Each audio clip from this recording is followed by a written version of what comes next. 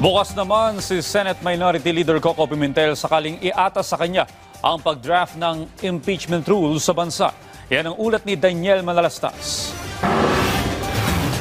Walang problema kay Senate Minority Leader Coco Pimentel kung pangungunahan niya ang pag-draft ng impeachment rules. Sabi ni Pimentel, 5 na lang silang abogado sa Senado ngayon, kaya wala raw ibang pagpipilian. Pero hihintayin muna raw niya ang opisyal na assignment tungkol dito at pag-uusapan ng kanyang opisina. Nagmula ang suhestyon na yan kay Senate Majority Leader Francis Tolentino noong Biyernes. Si Senator Pimentel, siya member siya ng gusto niya, siya na yung gagawin ko temporary chairman ng Committee on Rules para siya rin gumawa rules pwedeng mag-create na subcommittee.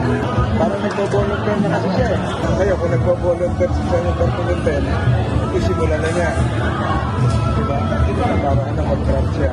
Sabi ni Senate President Francis Escudero, nakausap na niya tungkol dito si Pimentel. Hindi na raw mahalaga kung sino ang maunguna sa pagbalangkas ng rules. Ano man tulong ay tatanggapin namin at makikipag-ugnayan ang aming opisina at ang legal team ng Senado sa kanya, kaugnay sa kanyang mga ideya sa rules. Hindi ko kinakaila. Bar top notcher si Coco, tama siya. Subalit paano kung magdesisyon ang Korte Suprema tungkol sa impeachment? Naglatag si Escudero ng mga halimbawa sa mga nakaraan. Nagdesisyon ng Korte Suprema noon, nag-TRO sa Kamara. Huwag niyong ituloy yung impeachment ni Chief Justice Davide. Nagbotohan ng Kamara. Tinuloy pa rin nila. Huwag niyong buksan yung foreign currency deposit account ni Chief Justice Corona. Nagdesisyon ng Senado. Galangin natin. Senado pa rin bilang impeachment court ang magdedesisyon yan.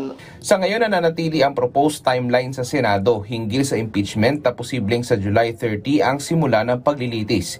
Base yan sa inilatag na proposed timeline ni Escudero. Daniel Manalastas para sa Pambansang TV sa Bagong Pilipinas.